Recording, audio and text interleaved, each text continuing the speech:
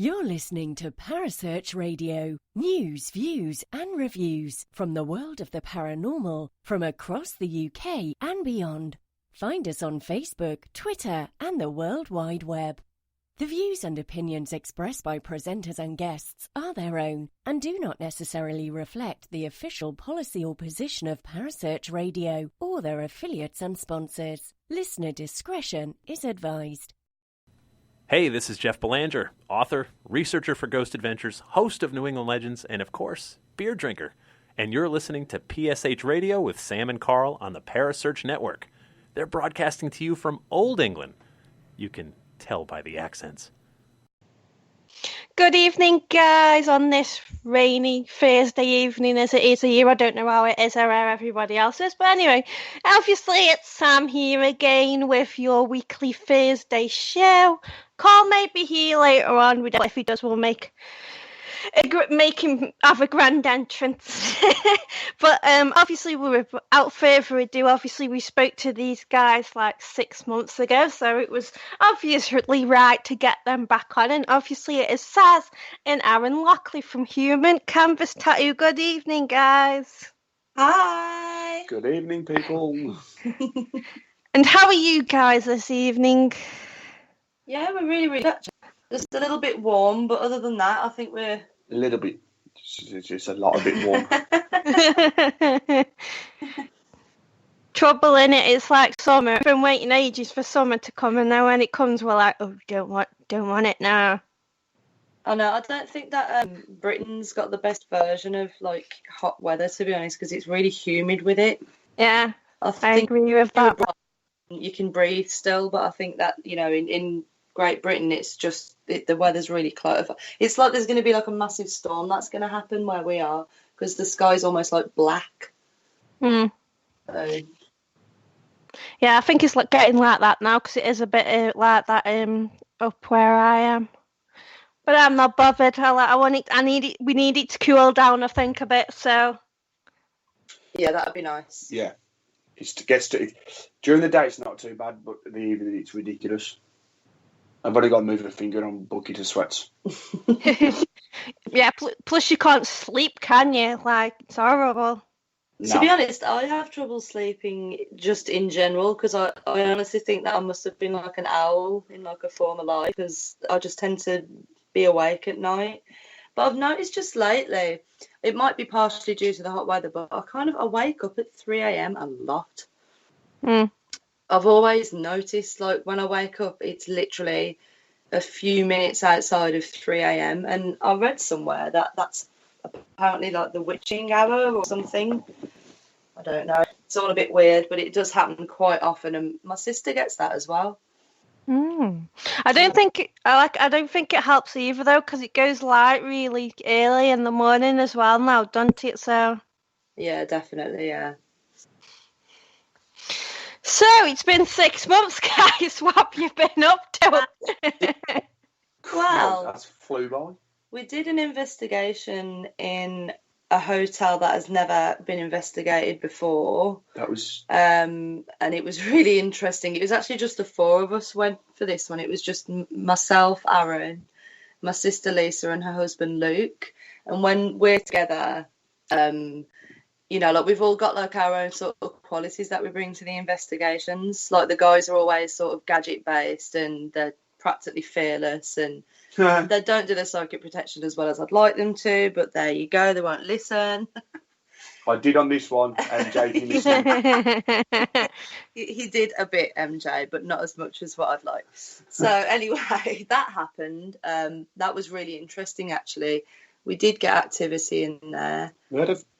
We've had a couple of investigations since the last show. Yeah, because we did another one in the studio, didn't we? Yeah, that one went really well as well.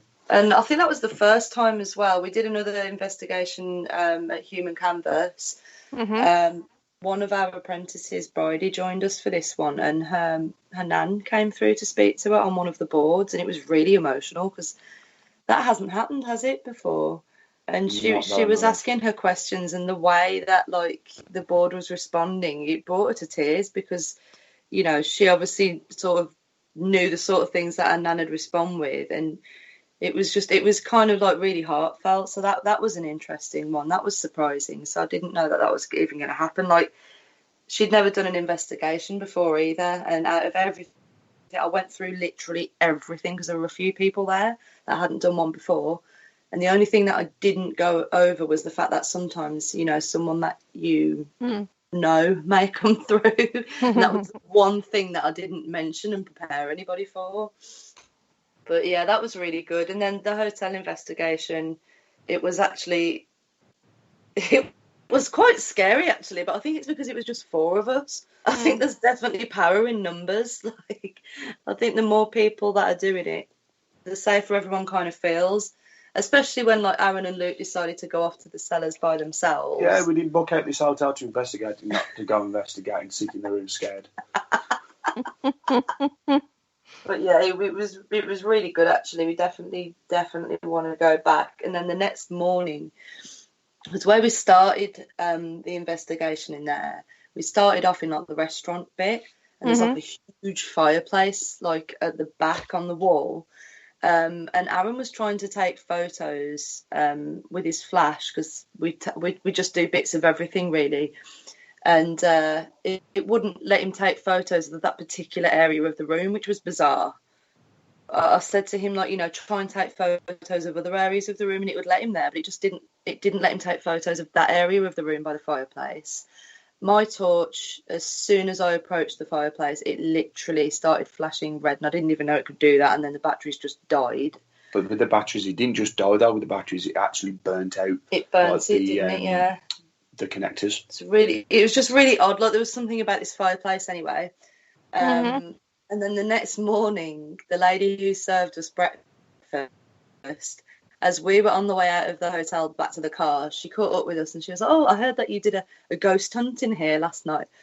I was like, "Paranormal investigation." But yeah, we did a ghost hunt. And then she said, "Did you find anything?" I said, "Yeah, we got a few bits. Yeah, there's definitely something in there." And she was like, Where did you find any activity? And I said to her, the first place we went to was the fireplace. And she went, "I've worked here for 15 years and I've always felt strange around that area of the room."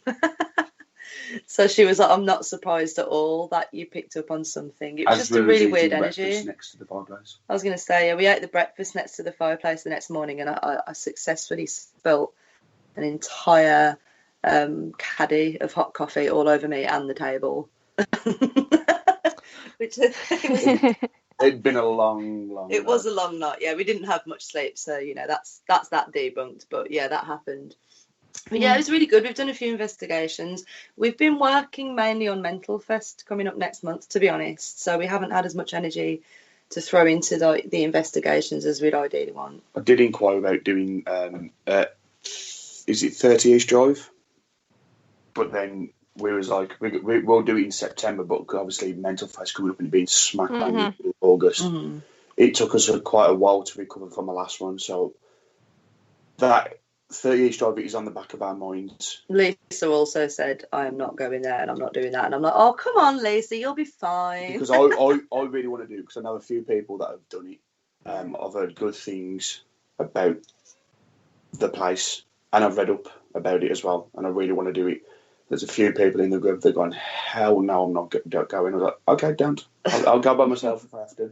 I feel like I've got to go just to try and protect Aaron somehow from himself. But yeah, we've been really sort of busy with, as I said, planning for Mental Fest, because there's a lot that goes into it. So we've kind of had to concentrate our energies on that, just like for now until it's over anyway. So we may as well, because obviously you've mentioned Mental Fest a few times now. We may as well just start off with Mental Fest, if that's okay, Saz. What is Mental Fest? Well, what isn't it? It's a lot of things, but it's a charity-based free event outside of Human Canvas Tattoo Studio in Walsall Town Centre, and it's basically loads of live music, semicolon tattoos for a donation towards the charity. Our chosen charity again this year is Papyrus, which is prevention of young suicide. And we're basically raising awareness and funds towards mental health illness, which does lead to suicides, because it was really close to our hearts, to be honest. And I think that there's not a lot of things that are happening at the moment that are kind of addressing the crisis of people suffering with mental health. Like, a lot of people don't even know, what depression is, what anxiety is, borderline personality disorder. People have done things like self-harm, eating disorders as well, which are the most fatal of all the mental illnesses. So we just kind of, we put it on to create a situation where people are accepted, like we all come together. It gives local young musicians a chance to play their live music out on the street, which isn't something that you see every day when you walk into a town. And we're raising money, as I said, for Papyrus, just to sort of spread awareness on mental health. We want to try and break the stigma of mental health as a whole, just because no one really speaks about it, and it needs to be, because there's so many. It's not just, I wouldn't say your average person, but you're a normal person on a day-to-day basis. It affects musicians, which is another thing why we do it as well, because musicians, there's a lot just lately. Keith Flint from Prodigy, Chester from Linkin Park. There's been a few others as well that I can't quite think of at the moment. And it's not just, it's in everybody, and no one talks about it. And we want to break that stigma of we can't talk about it to, do you know what? Stuff it. I'm going to sit down with somebody, I'm going to have a cup of tea, and I'm going to have a chat about how I feel. Yeah. And it literally just takes 2 minutes just to say, are you okay? I'm here for you. And that's it.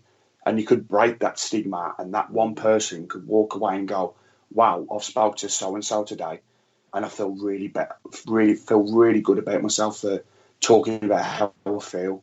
And then they could spread that to one person, and then they could take away what they've learned from that, and then they could pass it on to somebody else. So it's basically, it's breaking the stigma. Well, that's why the slogan is, it's time to talk, isn't it? Because I think that, we've reaching a crisis point really in the UK. I know that in 2017, 5,800 odd people suicided, and that's the only ones that were confirmed suicides as well. You've got to imagine there's a high number of people who, they haven't been deemed as suicides, even though they probably were. But to have it classed as a suicide on the death certificate, it has to, tick all the relevant boxes. And of those 5,800 people in 1 year in 2017 in the UK, 75% of those were male as well, because there seems to be a huge difference in suicide between men and women. And, from the courses that me and Aaron have been on, and we've learnt about suicide, we don't say, committing suicide anymore either. That's kind of more of an old-fashioned sort of way to put it. To commit a crime, and taking your own life isn't a crime. Yeah, they've changed the wording. It's just called suicide now. But yeah, it's really interesting to know that it's a lot of the male suicides as well are between the ages of 20 and 49, and it's the most common cause of death amongst men between the ages of 49, which is quite scary. And it does actually, like Mental Fest, it's relevant as well to our work, amateur paranormal investigators, because for me, when I investigate, it's all energy based for me. And I do believe that when you have mental health issues or illnesses that you either aren't getting help or support with, or you don't even know you have, living with it, thinking this is life, this is what it's meant to be like, it does draw in a lot of negative energies. And I think that investigating for me opened up my eyes to how you can work with energy and how you can change that energy within yourself. Do you know what I mean? I'll do psychic protection on me now, whether I'm on an investigation or not, because I'll be protecting myself from other people's negative energies. And that's with mental health illnesses, because you carry that around with you like a weight. And when you're not getting help and support and you're not being around other people with positive energy, it's going to make you worse. So it is completely relevant to me and Aaron to do this, really, because it's something that we're really passionate about. And I think that more things like that need to happen. And I think people do. I mean, I've got Kat Treadwell that I had the pleasure of meeting and sitting in on one of her talks at International Witch Fest this year. And she was talking about the magic, like, within you, as in, you know, how you can shift your energies and create positive vibrations within yourself, which is ultimately, you know, magic, isn't it? To be able to do that. And she's going to come down and do a talk on that as well.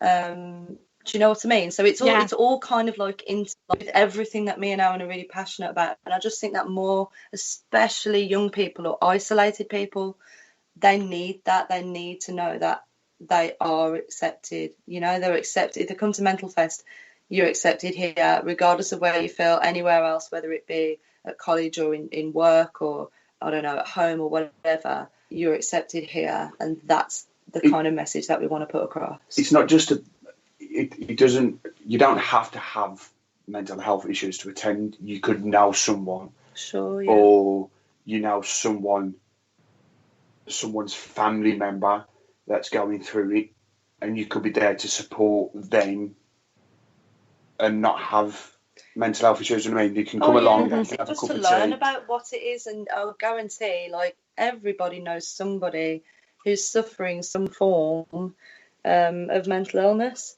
You know, because it is a very, very common illness. But the sad thing is, it's not physically recognizable. Sometimes there's physical aspects of it that you know, people, you can see from the outside that, you know, they're suffering on the inside. But it's so scary because it's not like, say, I don't know, if you've got a heart problem or, you know, you've got a bad knees, for example, and you use a walking stick, you know. I think I might need one of them soon. Well, yeah, we all going out here. So I think that it's just really important for people to be able to open up about it and for it to be taken seriously, because people still to this day don't understand it, and that, I think, is a big part of what the problem is. If everybody understood it, and it is literally, it's not a self-induced state. It's not something that, you know, particularly chooses people to go, you know what, you've had a hard time in life, now you're going to suffer with depression, or you've had a stressful life for a while, you're going to have an anxiety disorder, because anybody, it doesn't pick and choose. Anybody can become mentally ill, and people don't know that. Do you know what I mean? They don't understand that no matter what quality of life you have, you know, if you have a mental health illness, it doesn't care how rich or how successful or how happy you are, it can still get you. And that's a big part of, you know, the educational process of it, really, is people understanding that. By the way, Kerry's fist pumping in the air. She says yes, as yes, fist pumps the air. Oh, okay. Yeah, someone's got to say it. I'm looking at the comments and like listening at the same time, and Kerry just popped up. So yeah, that's ultimately that's what Mental Fest is. So there's a prize every time raffle, so which is really good. Like, you buy a raffle ticket and you will literally win a prize there and then. So there'll be no disappointments. We do the £20 minimum donation towards Papyrus, the semicolon tattoos. I don't know if you guys, have you ever heard of the Semicolon Project? No, but I know what the Salem. Asylum, I think. Semicolon tattoo means. Yeah, it's basically, it's about your story not ending, it not being over, basically, and it's completely like directly relevant towards like mental health. So we get really booked up as well for those semicolons over the weekend, guys. We will be offering pre-booked semicolon tattoos, but there will only be a limited amount of spaces, so we can cater for people turning up on the weekend and being able to get tattooed as well, because last year we had to turn people away. So it was really heartbreaking. So we're trying to do it so there's a certain amount of people that can pre-book the semicolon tattoos, and then we'll still have bits of spaces in between for the people coming down at the time of the weekend and just wanting to get done. So we'll be doing that. We have live music. How many bands have we got playing over the weekend, Aaron? Give me 2 seconds. And I will you only arranged it all, Aaron. Basically, I think we've got one, two. We've got a lot of bands basically playing outside the studio on the Saturday and the Sunday. We've got 13 bands across the Saturday and the Sunday. Yeah. And then we've got 3 acoustics on the Saturday and we've got 4 acoustics on the Sunday. Yeah, so basically we've got live bands and then acoustic acts in between the live bands, as well as various talks over the weekend. So there's lots of stuff going on. It will be fairly loud, so if anyone's bringing children, maybe bring earplugs, because some of the littler ones think it's a little too loud, but that's kind of the idea. If anybody wants to check out any of the bands playing the weekend, on the Saturday we've got Final Mentality opening, then Chaos Aroma, a band called Mystique. I think it's Chaos Aroma, Aaron, not Aroma. No, it's Aroma. Oh, is it Aroma? Yes, it's Aroma. Oh, I've been calling them Chaos. Sorry, guys. Mystique, they're like a Steel Panther type metal band. Malsby, they're quite mellow, quite indie. Get Wrecked. How do I put them? They're like hardcore, really, really angry sounding band. It's the only way I can put it. There's a mix. It's like a melting pot of different styles of music. There's a band called Ruin, then Torn Ends, and then your headliner is a band called Fad, who's an option, which they helped out so much with us last year. Yeah, those guys are awesome. And then the acoustics for that weekend is Stephen Hooper, Psycho Boho, Josh Carter, and Craig Pate. And then on the Sunday, it's kind of like, how can I put it? Punk? Yeah, that's the only way I can put it. More like of a punk day, isn't it? Yeah, the Sunday is more of a punk day. There's a band called Second Cities. We love Jay. Dead Mob, who we had the pleasure of going to see because our peers has supported their band, which are pretty awesome. 4Q. I know. 4Q is so good. I've known collectively. I've known the lads of 4Q for over 10 years, and they have never disappointed when playing. Yeah, live. because they're kind of like. Don't get me wrong, all the bands are brilliant, but 4Q have got like a theatrical element to them. Like they will actually put on a show, and it's always great fun. Imagine a 40-year-old bloke that's down the pub sitting in the corner drinking a pint of bitter, but he sits there in spandex and sparkly hats and denim jackets. I think there was a better way to sell that to them. That's 4Q.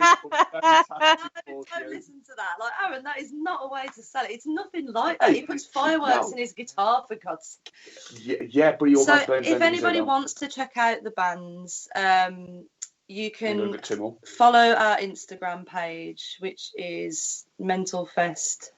That's it, Mental Fest. On Instagram. I think on Instagram it's Mental Fest HC. Mental Fest HC, isn't it, on Instagram? So. And then you got Sucker Punch and Face Up.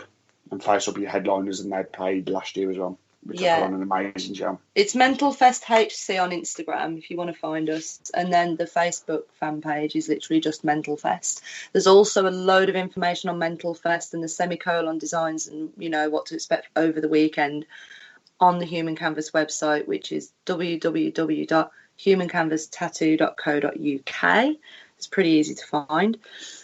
So anybody who wants to learn about any of the bands, there's even videos from last year as well on there. So yeah, just check it out, go and have a look, and if there's something that tickles your pickle, come along. We've also got Midlands Met radio station down for the whole weekend. Yes, we do work closely. These guys are presenting the event. Our good friend Charlotte and Jack, she basically will interview the bands and things like that as well. On top of all the free live music and the prize every time raffle and the £20 semicolon tattoos, we'll also be doing henna tattoos, glitter tattoos for the kids, and possibly even a little bit of face painting as well. So yeah, it should be a really good weekend, and it's just a way for everybody to come together and support people who are suffering with mental health illnesses. And yeah, just come and have some fun basically, and that's what it's all about. Is this your second year of doing this Mental Fest? Is, yeah. Yeah, got it right. I was in our heads, like, because we did it like once last year. I didn't take as much of an active role in the planning and the organising of last year's because Aaron was happy to sort of, you know, arrange it all while I was busy, you tattooing and stuff. Tattooing and being a mom, and I just left like, Aaron to it. So I was like, yes, okay. It's a bit much for just that. I was like, I'll put on a 2-day festival 2 months before.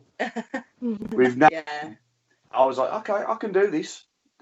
It was the most stressful thing I've ever done in my life. This year, it's stressful, but it's easier because I'm not on my own. I was going to say, there's a few more of us. There's 5 of us that let's organise it this year. There's me, Aaron, Lisa, my sister, Charlotte and Jack. So between the 5 of us, we've been having meetings. We've all been getting on with things, but it's a lot of planning. But it's worth it. Do you know what I mean? It is easy, because I'm not trying to juggle everything. But it is the second one, and depending on how well this one goes, because not everybody, you know, is into heavy sort of rock music in the middle of the day. There's always a chance that at some point we may have to shift to a bigger venue, for example. Where it's not going to be as complicated. It is a very complicated event to put on because of it being in a town centre. Well, that's the aim. It's the idea of it being different, but unfortunately with that comes a lot of pitfalls. For it to be, the aim of it eventually is for it to be all walks of life, because we've only got a certain amount of bands and a certain amount of resources that we can get hold of to get bands. Like acoustic acts. Oh, sugar! I forgot to mention as well. There'll be entertainment too. There'll be a pyrotechnic, like fire performer. I don't like him. No, he blew fire over my head last year, and he didn't tell me he was doing it. He told me to hold some fire, and then he just. Is that on the Saturday evening? Is it? It should be on the fire performance. So yeah, we'll have that as well. There's an extra bit of entertainment. I might ask him to bring his unicycle. Do just to make it even more dangerous. Yeah, I'll have a bop on his unicycle. But now we are trying our hardest to get completely different genres of music, because it's only our second year. Yes. We are finding it hard. We have got to branch out so it gets recognised by other artists. So we're not having to chase them. We want them to come to us and say, "Can we play your event?" Because most of the bands that are playing this year did come to us last year, but we'd already filled up. So we was like, right, you guys can play next year. And we've had the same this year, haven't we? We've had people inquiring. We've had to say, really sorry, but we actually had to go through it sounds really snobby, but we had to go through a selection process because we only had a certain amount of time that we could put the bands on. And we had to make sure there were different genres as well. So we had to, it was a case of, we want to get it bigger.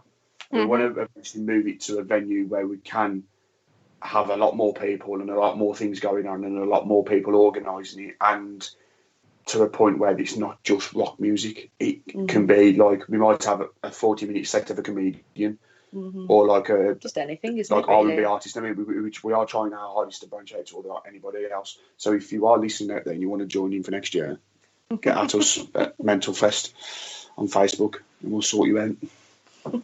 But yeah, the aim is to move it, eventually get it big enough that we're not going to have as much trouble outside of the studio on the streets as we would as in a venue. So we want to try and get into a venue. Yeah, there's a lot of like health and safety sort of, you know, hoops you've got to jump through. It's like we've had to work closely with the council on it. And basically the council in a nutshell have told us to tell everybody in Walsall about it, so when they hear the music they know that it's a charity event. But at the same time, like, we've only got permission to put up posters in shop fronts, for example. Like, they won't let us advertise it in the town because it breaks the rules, and it's a little tricky to try and sort of tell everybody about it, but then we kind of like, you know, it's prevented from doing so because we're not allowed to put anything up in the town apart from in shop windows and things like that. So I'm going to try my best to get a group of street performers. And they'll be wearing like red morph suits and doing all sorts of mad things, running around town with a megaphone that they can use, but it can't be switched on because, again, health and safety won't allow you to use a megaphone in a town centre. So, just quickly, I've noticed that Paul Ruck has asked us a question. He said, "What's your favourite and most active location you have investigated?" To be fair, we haven't really. I'm going to be biased and say my tattoo studio because I don't know.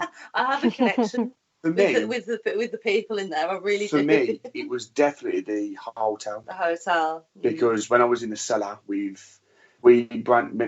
Lisa, bless her, cotton socks. Lisa gets very scared very easily. So, what it is Lisa's super sensitive, and everything always kind of comes for her. Yeah, she's very sensitive, and she's read a lot on demonology as well, which probably doesn't help her. So she kind of gets in her own head about things sometimes. She got to a point in the night, because we had it all planned out on what times we were going to go away. And it got to that point in the night that she wanted to take a step back, and she didn't want to carry on for a bit. She wanted to have a break.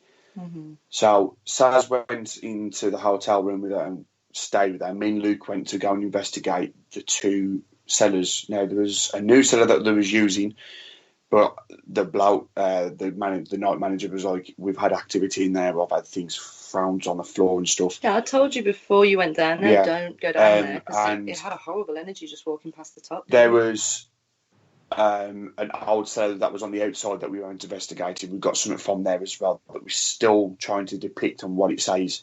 But there's definitely something. So anyway, we went down into this new cellar, and before I walked down the stairs, I stopped and I was like, right, if anybody in here, I'm coming down. I don't mean any harm.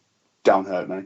So I walked downstairs because I was kind of like, my adrenaline had gone through the roof, because when you're in a dark place, it's just two people and all you can hear is a whirring noise and the odd tick and tock. It kind of gets you on edge a bit. So we walked down and we set up the Ouija board and what's it called? The EVPs in the corner of the room. Talking board. No, the EVP. No, but Ouija board. Talking board. Talking board. Okay. I'm quite particular with my terminology, sorry. It's all Anyway, right. and I sat with my back against a concrete wall, and there was about a 1.5 foot ledge, and I sat on that with my back up against the wall. The talking board was on a beer crate, and Luke had sat on an empty crate. He was doing this board, and we had the EVP down, and we wasn't really getting anything. It was like shaking. The planchette was shaking, but it wasn't strong as what we'd had it before in the old cellar. Mm-hmm. And I felt a sharp pain in my back, like a burning sensation. And I was like, dude, we've got to close this board. I feel really uncomfortable and my back's really hurting. So we close this board, close it properly, bearing in mind I am in pain with my back going, this really hurts. So I close the board and I turn around whilst the EVP's still running, so we've got about 10 minutes of me like talking. I pull my top up, and it looked like someone had drew like a bow sideways on my back, and he took a photo of it. And we tried to debunk it, like if I caught my back on something, if I'd moved, if I'd scratched my back. But I know I hadn't. Like Luke, like one hand was on my knee, and my other hand was on the planchette on the board.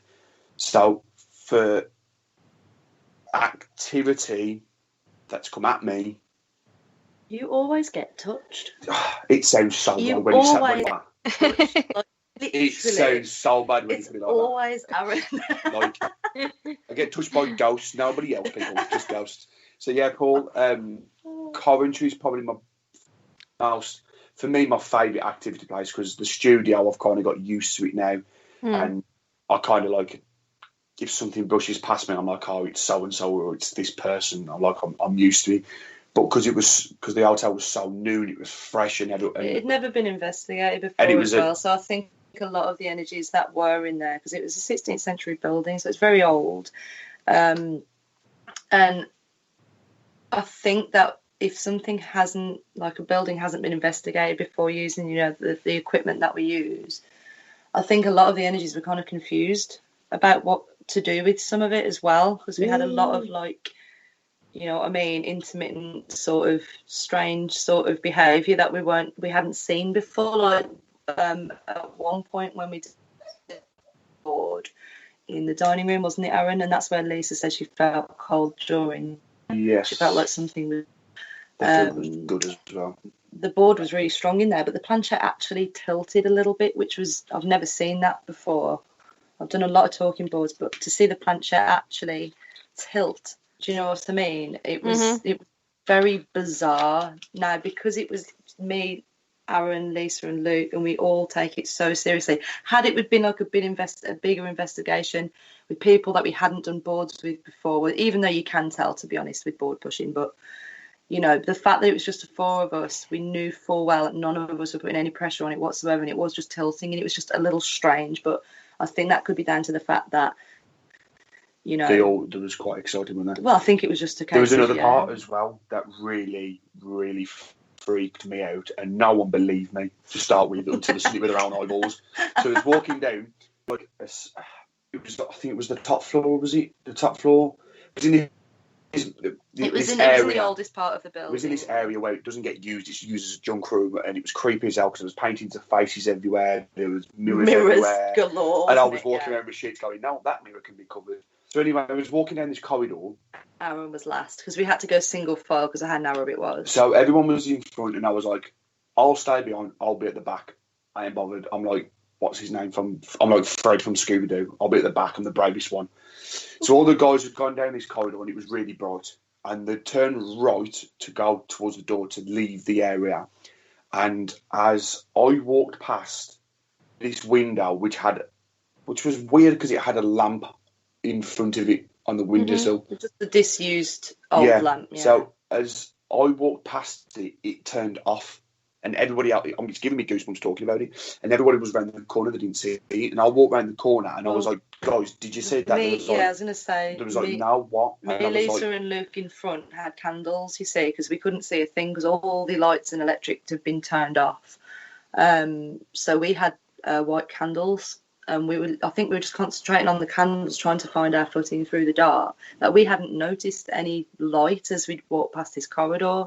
And Aaron had stopped dead. We'd already walked a few sort of feet in front. No, you was round the corner, weren't you? Yeah, you were sort of at the corner, and he was like, did anybody else not notice that? And I literally turned around. I was like, Aaron, like, come on, can we just go? Because we were all a little bit freaked. I was like, no, did you see that? I was like, what? I was like, the light just went out as we walked past. And I said, what light? There wasn't even a light on. And then we were all, as we were looking at Aaron, who was sort of by where we rounded from the corner, we saw a light turn on in the hallway that we just walked down from.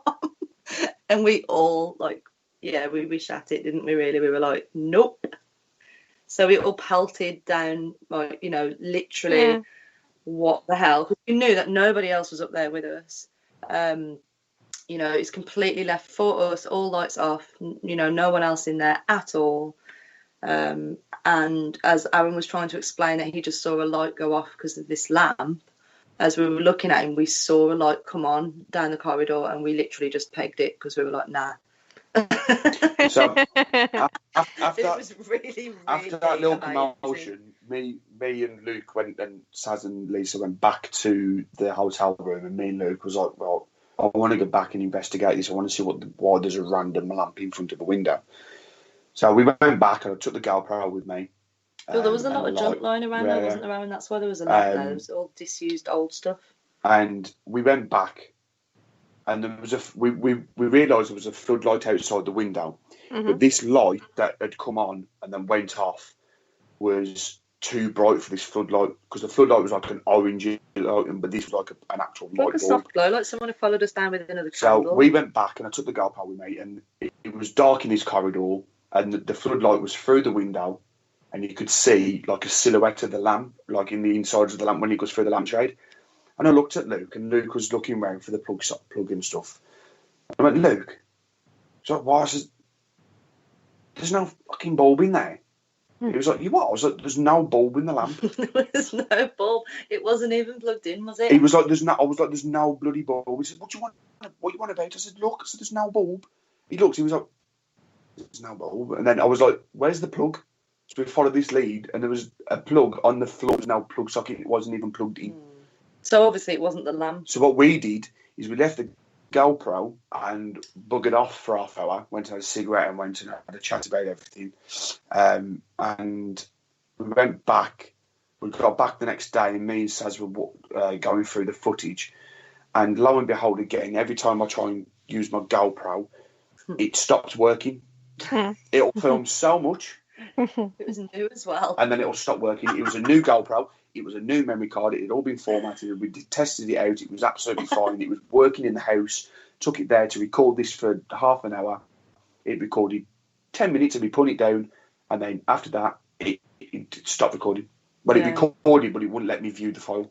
Yeah, that's what I mean. We've had that a couple of times. We had that, it's recorded, but it won't. It says file corrupt, and you just can't watch it, and it's so frustrating when you think you might have got something, but that just might be down to, because obviously the batteries and everything drains in things on investigations, don't they? Yeah. So it might just be messing with the equipment somehow, which is a little frustrating. But that was probably the most interesting thing that happened at the hotel, and it really did freak me out. I'm not going to lie. I don't scare easily, especially on investigations, but that night I literally practically ran. So I was just like, what's coming down that corridor behind us? Lisa and Luke are listening as well. Oh, hi guys. Luke's just texted me. I was asked the question, if you could investigate anywhere any location in the world, where would it be and why? Orador Glen. No, in not France. for me. Hell no. We've been there twice. We've been there, Aaron. I've been 3 times. You've been twice. It's basically an abandoned village that was assassinated. An entire village was wiped out during the Second World War in France. It's in the Limoges region, and basically 600 odd people were slaughtered there, and because it was such a terrible crime and there was no need for the amount of violence and murder that took place, the village has actually been kept as it was, so people can remember, basically. And every time I've been there, I've just it's just an amazing place. It's so sad and it's so dark, but at the same time, I'd love to be able to, sort of communicate with some of the people that it happened to, just so they could maybe, I don't know, find a little bit of peace in knowing that the village has been kept as it is and people still remember to this day. They haven't been forgotten. So I would love to investigate Orador Glen. They can keep that to themselves. You don't like it at all, do you, Aaron? Really, no. I don't. I'd have to get a lot better at my French, though. I don't get a good vibe from that place at all. For me, I think it would be an asylum in America. Any asylum in America. See, that to me is a no. Like, why? Why would you want to? It's creepy as shit over there. That wow. I've got like a whole view as to why I'd want to investigate somewhere to help people find peace. And then Aaron's just like, no, because it's creepy. To me, though, right? This is why he gets poked. In my eyes, right, America's got the best everything. Like, they've got the bigger and better than us. Hold on a minute, Aaron. That's not very patriotic. In terms of places to visit, places to go and investigate, I mean, for Christ's sake, they've got Zach Bagans Museum. I know she's going to say something because she's been there, she's going again. But any asylum over there, because obviously it was such a... What's the word? Yeah, but you forget, Aaron, England's very old and very magical. America's fairly new. We haven't got asylums over here. They've all been knocked down. In America, they just leave them. Well... I still, I wouldn't like it myself personally, because you have actual like murderers, criminals, dangerous, nasty. And you don't think the people that got murdered? No, because the villagers in Orador were innocent, nice people going about their daily lives. That's I think that'd be a nicer conversation to have than "Hi, who did you kill?" Do you know what I mean? Sorry, Kerry, I know you say UK all the way, but America for asylums. Aaron, you've never been to America? I've read up about the asylums over there. Like, any of them over there. I could investigate pretty much anywhere as long as I was with the right. We have this like philosophy that if your energies don't work with the people that you want to, it can throw you off a little bit. Do you know what I mean? I think that's why we had such a good night in that hotel, because it was literally just me, Aaron, Lisa, and Luke, and we're all very close. The investigation we did at the studio, we're selective who we investigate with, just because we want the right energies, and if you come with the wrong energy, you know how you get some people who you've just got a feeling that they're literally just coming along for a bit of a laugh and they don't take it seriously. Obviously, on the investigation, you have a laugh. Do you know what I mean? No, but people who don't take it seriously. Do you know what I mean? So I mean, I want to do so many more investigations, and we're planning quite a few, aren't we? As to be fair, next pit stop is 30 East Drive, because we are very new to it. We're very new to it. It's just a few that we have done have just been so brilliant. We really are hooked, aren't we? I'm dying to dust off the equipment, to be honest, because it's. When was that now? The hotel. Was that March? May? May. It was May, wasn't it? Mm-hmm. Yeah. But we are on about doing the hotel again now that we've got to grips with it. I just want to experience all sorts of different places. Like, I'd be keen to sort of investigate things that aren't very often investigated. More like, like hotspots and areas as well, rather than just particular buildings. I think it'd be interesting to. I'd like to do dry cloud tunnels. That's what I mean. Just places that aren't that often investigated, really, because you've got so many different sort of experiences, haven't you? Like with me, when I work with the boards, they're my favourite. Sort of favourite tool to use on an investigation is the talking boards, and I more often than not get a lot of female energies coming through. Sometimes children and things like that. Whereas Aaron tends to get the more like aggressive males for some reason. The way I see it, I said this. I honestly think it's because he's a Wally and I've seen him coming. No, and they're like, this guy. We spoke about this last time, didn't we? We went on the investigation at the studio because we had a few different types of energies come through. You and Gaz got loads of. Me and dark, our mate Gaz, who are tattooed at Paracon, who also got tattooed by Chris Fleming at Paracon last year. Memory. He came along with us because he hasn't investigated for a while because he's got the same philosophy as us. He won't, if he doesn't get a good vibe about people, he won't investigate with them. And we're quite good friends now. And he came for an investigation for the first time in a few years on with us, and he really enjoyed it. But it was me, Luke as well, wasn't it? It was me, Luke, and Gaz that drew all the negative kind of energy away from everybody else, because we kind of split into a few little groups. It was me, Gaz, and Luke drawing away the bad energies, and everybody else was having like the really positive energies. I wonder why that is, Aaron. We did it on purpose, Ron. We had a few newbies as well, don't forget. And to be fair, the more reason to do psychic protection. To be honest, what's the word? I'd say that a few of the people were quite surprised with what come through. Yeah, I think because if you haven't done one before, I guess you don't know what to expect, if anything, really. And I don't know about you guys, but at the beginning of an investigation when everything's kind of flat, it kind of stays, doesn't it? And the later on in the night it gets, the more stuff seems to go on. And I think when you do an investigation with someone and they haven't done one before and the energy's flat and it's going to be flat for a while until it's sort of built up and manifested itself. And you're kind of looking at, you're looking at the people and you can imagine in their head they're going, like, is anything actually going to happen? And then when it does, it's amazing, isn't it? Do you know what I mean? People just can't. Like, it's so hard to sort of. Because you've always got that first, like, 20 minutes of, like, nothing. And you're all looking around. Or 2 hours. And it's like obviously once if something does happen, then your adrenaline gets up, doesn't it? Because I think like sometimes you're all sitting around your equipment and you're around the talking board, and you're like, I swear to God, they're just doing this to piss us off. Like, we know you're there, just come on through instead of paying us up, because everybody will look at us because we hosted it, and they're looking at us going.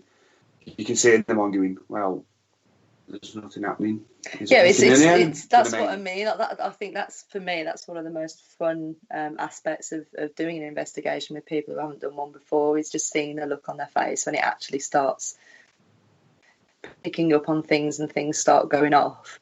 And you see them get super excited, because that's obviously why they're there. And I just think it's a brilliant thing to do, I think, to introduce people to that side, because I don't think that the paranormal sort of community gets taken seriously enough, and it does really annoy me, to be honest. But I've noticed actually that ever since we started doing it, when I talk to people, I'm quite surprised at how many people I've spoken to, and they've actually confided that they've also done things like that as well. Do you know what I mean? And that's always quite nice, because it can take you by surprise sometimes. You just wouldn't expect it. And then, like, my daughter's piano teacher, James, I love him to bits, and we've shared many conversations with all the piano lessons that she's had. And the last time I saw him, I was telling him about all this because it's been a while since I've seen him. And then he told me that he's done it as well. And I was like, no way. Like, we had no idea. Do you know what I mean? Until one of us spoke about it, that we even were into that kind of stuff. Is Cole not joining us this evening? Don't think so, no, because we've got like 10 minutes left. So I'm assuming not. Holy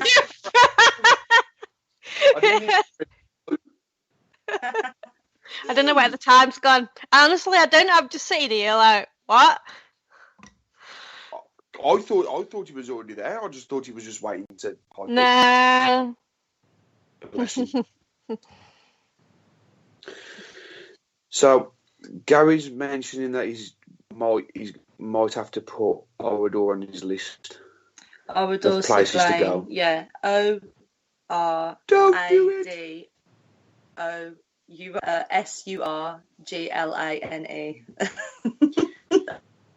Orador Seglain, and it's in the Limoges region, isn't it? So it's sort of I'm trying to forget the place, to be honest. Yeah, it's Midwest sort of France, but it's honestly, it's an amazing place. Like, I've never been to Auschwitz. I've always wanted to sort of go. Like Chernobyl, I'd probably go there as well.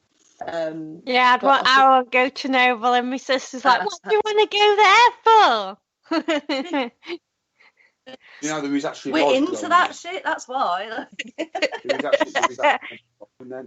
Well, like I say, of all the places, but I think for me, Orador was just like a hidden gem. Like, people wouldn't really ever hear about it unless you sort of go to that part of France and you look up things to do and things to visit. And it is so quaint because you can literally like walk around the village. There's still like a pram frame in the church. Yeah, the village is fine. They took all the women and the children in the church. You see, they separated the men from the women, the Germans, and they basically put all the men in the barns, shot at their legs, and then threw hay on them and set fire to them. So a lot of them burnt alive. And the women and the children were put in the church, probably assuming that it was a place of sanctuary and they'd be safe. But sadly, they did the same to everyone in there. And there was literally one survivor out of all the women and children in the church who managed to climb out of a window at the back. And that's the only reason, really, we know what actually happened was because of the handful of survivors. I think 2 of the men managed to climb out of the barns and, you know, sort of ran through the village before they were spotted. And one child who, even though when the German soldiers told all the children to, you know, assemble and come out of school into the village because they got everyone together in the middle of the village, one of the children remembers something that his mum and dad told him: don't ever do what a German soldier tells you to do. So he snuck out the back of the school and just hid until it was all over. So it's just, for me, it's really fascinating to know what happened. And there's still parts, like there's bullet holes in the church walls and everything, and it's just really dark. It's just really, it's so sad. And it's definitely somewhere you need to go if you like that kind of stuff. Wow. Just, wow. Can't recommend it enough. And it's free as well. Yeah, because obviously a place like that, it would probably be active, wouldn't it? Because obviously all of what happened, and if you think what's all that energy, you know, it's like the stone tape theory, all that energy, you know, so thinking into the buildings and the soil. It's bloody like stay there as well. To be fair, I stupidly took a stone from the floor the first time I visited there, and this is how I learned about psychometry, and this is how I learned about attachment on objects, because I didn't know much about it until I did this. And I stupidly took a little stone from by the church the first time I went, and I brought it home, and I just didn't. I had to take it back. See. Basically, I had to take it back. I went all the way back the following year to go and put it back where I got it from. So don't do that if you visit, because I made that mistake and that was stupid. But that was before I knew about all that sort of stuff. That's kind of how I learned about it, was because I'd done that, and Aaron was like, "I told you not to do it." I was like, "Well." So we was discussing with Lisa and Luke last night that the possibility of going to Auschwitz near the end of the year. Oh yeah, that's and funny, yeah. The first thing I said to Saz, I says, "Yes, we can go on one condition." She says, "What's that?" I says, "You don't bring anything fucking back from the other side of the gates." Yeah, I says, "You leave it there, it doesn't come back home." And Lisa, like, turned and said, "Actually, yeah, that's a good condition. You don't bring anything back." Yeah, I'm not going to. Am I? I've learned from my mistake. I've already got a little pebble from Auschwitz anyway, because my friend Sally brought me one back when she went and visited there. She'll probably get from outside. You'll probably go in there and walk into something. Oh, that looks nice, and take something from inside one of the cells. I do like my rocks and my stones. Okay, I'm sorry. I think I'm like a natural sort of druid or a shaman. Be like Gary. Gary's never took anything from a place. Yeah, well, I know why like not Gary. to now. I just learned the hard way is all, but I put it back and all is fine. Did a bit of cleansing, obviously. He said it's a golden rule, you never take it from a place. Like that. Yes, Gary, I know. Yeah. So let me old way, mate. Very much so. Anyway, we're like coming to the end of the show, guys. I don't know where the hour's gone. Time flies when you're having fun, doesn't it? So yeah, everyone, before we go, 17th and 18th of August, so it's next month, it is upon us. Get yourselves down to Walsall Town Centre, to the Victorian Arcade outside of Human Canvas Tattoo. It's running from, is it 10 or 11 on the Saturday up until 9 p.m. on the night? I think it starts 11 on the Saturday. And then Sunday 12 till 7, is it? Yes. So a big chunk of, to be fair, we'll probably still be going, to be honest. Even if you turn up a little bit late on either of those days, we'll probably still be going. But yeah, come down and yeah, come and support it. And then come to the after party and help us get drunk. And then come and talk about doing investigations and stuff with us, because we, as you have heard, we literally talk about that. I just want to go. I just want to go into your tattoo studio, see if I pick anything up. Oh, I know, yeah. To be fair, like, there has been things happening in the day. No word of a lie. We've had knocking on the toilet door. We've had things flying off the shelves. My tattooist Joe's had his foot pedal pressed, so his machine ran, but there was no one anywhere near his foot pedal, and he felt someone take his phone out of his pocket. To be fair, it might be difficult across Mental Fest because it was so goddamn busy with everybody. I think the busier the studio is, the less you notice it, to be honest. So but you never know, it might happen, you just don't know. So what you'd have to do is you'd have to come down a day early. We'll take you into the shop on the Friday night, see if you pick anything up, and then close it, and then do Mental Fest. Or just come down to Mental Fest. I'm coming down. I'm coming down to Mental Fest anyway, aren't I? So. Oh, can't wait! It's going to be wicked. Oh, I can do a little henna tattoo of a ghost on you. Cool. I'll even put some glitter on it. Paracon this year, just quickly, because we've got like 2 minutes. Yeah, go on. Are you attending Paracon this year? Of course. It's Paracon. Paracon. Can't wait. No, it's the 7th till the 11th, isn't it? Yeah, 7th till the 11th of November. I got yeah. I knew the 11th was there. Yeah, we're going to be going to Paracon as well, and we'll be tattooing at Paracon. So if anybody wants anything with either me or Aaron, then contact us ASAP, because I will not be tattooing all day, every day like I did last year, because I actually want to take part and participate in this year's and mingle a little bit. And I didn't get a chance to do last year because I literally tattooed throughout the whole thing. So if you do want tattoos off me or Aaron, then please contact us. Or a speaker, a favourite speaker, like we did last year. There's a possibility you can get tattooed by one of your favourite speakers. Aaron, we can't push that at all. Like, we're not meant to. It's all funny. You were not meant to be tattooed by Katrina Weidman, Aaron. No, that won't be happening again, but yeah, if anybody wants to get tattooed by us at Sage Paracon in November, then yeah, get in touch with us ASAP, because we'll probably get booked out pretty quickly. With that said, before we all say his goodbyes, I'd just like to thank everybody for tuning in. This show seemed to go like it only lasted 10 minutes, but it lasted an hour. Paul and Richard are currently at the Haunted Antiques Museum in Nottingham. I think I'm sure they are doing, if I got this correctly, they are doing a pop-up show at 10:30, and they're going to obviously have a little discussion of what they're doing because they're having a 48-hour lockdown. If anybody wants to obviously listen back to the shows, you can do obviously just going back on the webpage or that. You can find us on YouTube, Twitter, Facebook as Parasearch Radio. It's a good night from Saz and Aaron. Thanks, guys. Thanks for having us. See you at Mental Fest.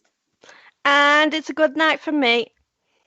Thank you for listening. Don't forget to join us for more shows throughout the week. Find us on Facebook, Twitter, and the World Wide Web to keep up to date with all the shows right here on Parasearch Radio.